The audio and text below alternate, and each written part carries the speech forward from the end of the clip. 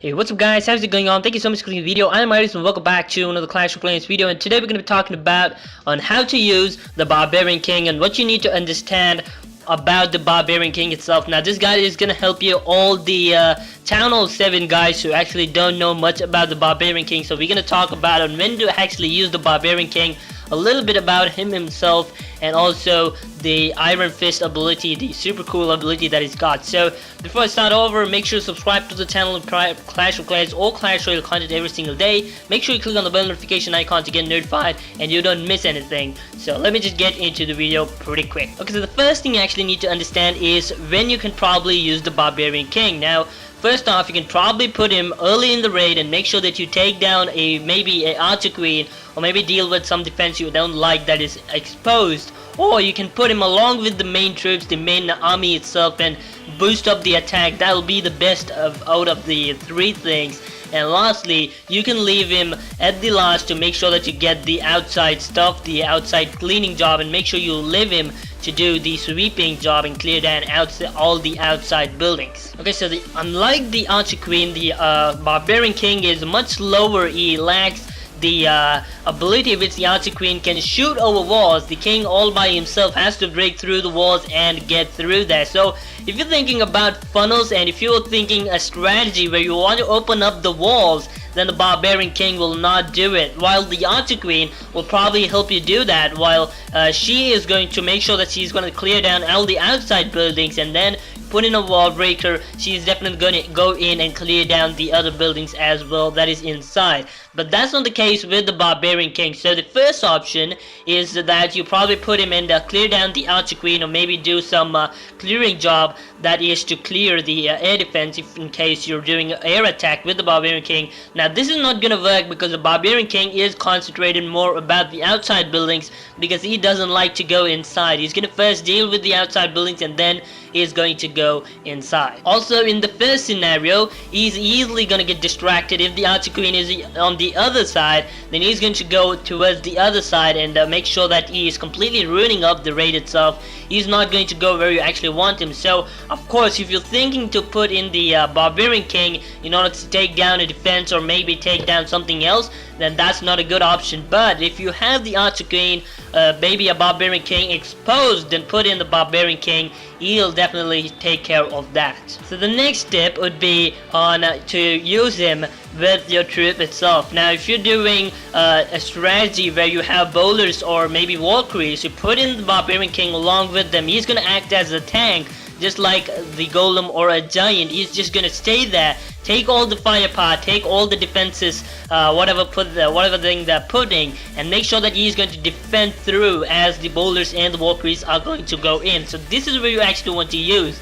You want to use the Barbarian King along with your main troops. Now this is completely important. You probably put him in the first. He's not going to do what you expect him, but then make sure you open up the walls, make sure you open up the compartment, and then put in the troops along with him. Put in the Barbarian King, and he's just going to ruin up the whole raid. Ruin up the whole enemy's base. Completely take that down without any doubt. So this is the perfect alternative compared to that of dropping the Barbarian King up first, or maybe putting him up in the last to clear down or do the sweeping job, but then put him in right in the middle where all the troops are, so he's gonna tank and help you get through that. So this thing can also be done if you're actually using a farming strategy like barge or giant barge strategy. Then probably put in the Barbarian King along with the archers and barbarians. This is really important because you don't want him to be in the end. He's not going to do anything, because if a lot of defense are attacking on him, he's not going to survive for longer. So rather put him in when you're actually dropping in the barbarians and archers. So in this way, again, he's going to tank. As I just said, just like bowlers and Valkyries, you're going to put in the Barbarian King along with the archers and barbarians in the barge strategy when you're actually farming. So the last method would be, of course, to do the sweeping job, or what you call the cleaning job. So once you're done with maybe the lava hound strategy, lava loon strategy, you probably put in the Barbarian King along with the Queen.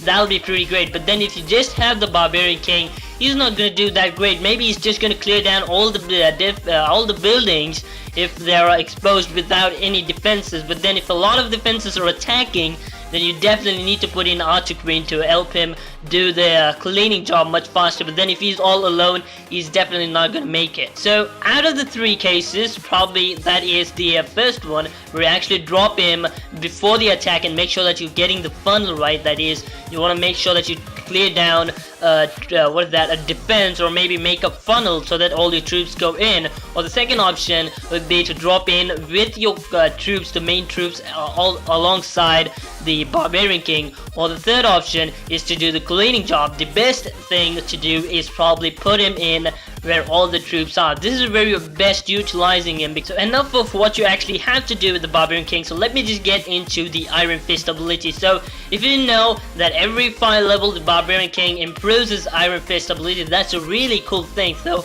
until level 5 you're not going to have the Iron Fist ability. As soon as you go to level 5 you're actually getting the Iron Fist ability, and the Iron Fist ability is going to boost up the Barbarians along with the Barbarian King, so they're much faster.